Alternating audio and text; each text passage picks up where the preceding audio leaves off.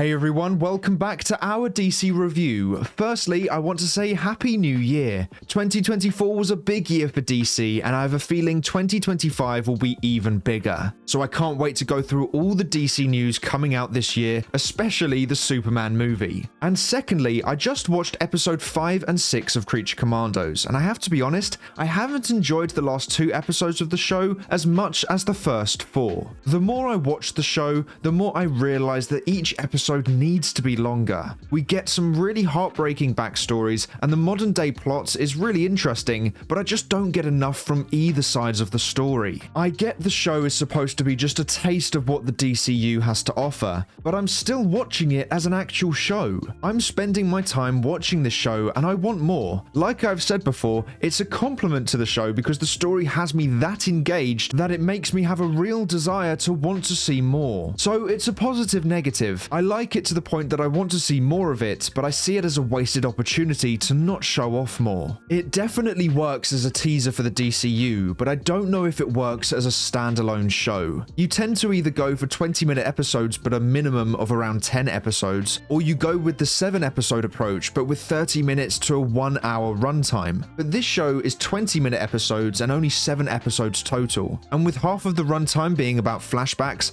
and the other being in the modern day, with every episode that passes, I feel more is needed in each episode. The runtime worked in the earlier episodes, but I think as time has gone on, I just want to see more, and because we're not, it's making me feel a little underwhelmed with these last 2. And I'm not enjoying the stories as much in these episodes either. I don't dislike them at all, but I'm just not loving them like I did with the first 4. Episode 5 was interesting and I liked the stuff with Clayface, but I don't really like Frankenstein as a whole, so I think that probably damaged my enjoyment of that episode. And with episode 6, I found Dr. Phosphorus's backstory tragic, but then when he just became the crime boss and they started doing the dancing, it just felt too stupid to me. It's like that's my cutoff point. That kind of dancing in a story about people with superpowers kind of felt a little too comedic and a bit stupid in my opinion. So that didn't really work for me. However, the backstory that was told before then was told very well, and the sudden cut to Batman on the roof was just incredible. I wasn't expecting that at all, and that shot of Batman is stunning. Reveals hardly anything, but it's so clearly him, and it's that kind of world building I love. It adds more depth and places our most known heroes at certain points and locations throughout the DCU. And in the years to come, that's going to be so rewarding. And this also means that Batman is the one who put Dr. Phosphorus in prison, and I would have loved to seen how that had happened. Hopefully we do see that in a future story someday, but I would say that episode 5 and 6 were okay for me. They weren't terrible by any means,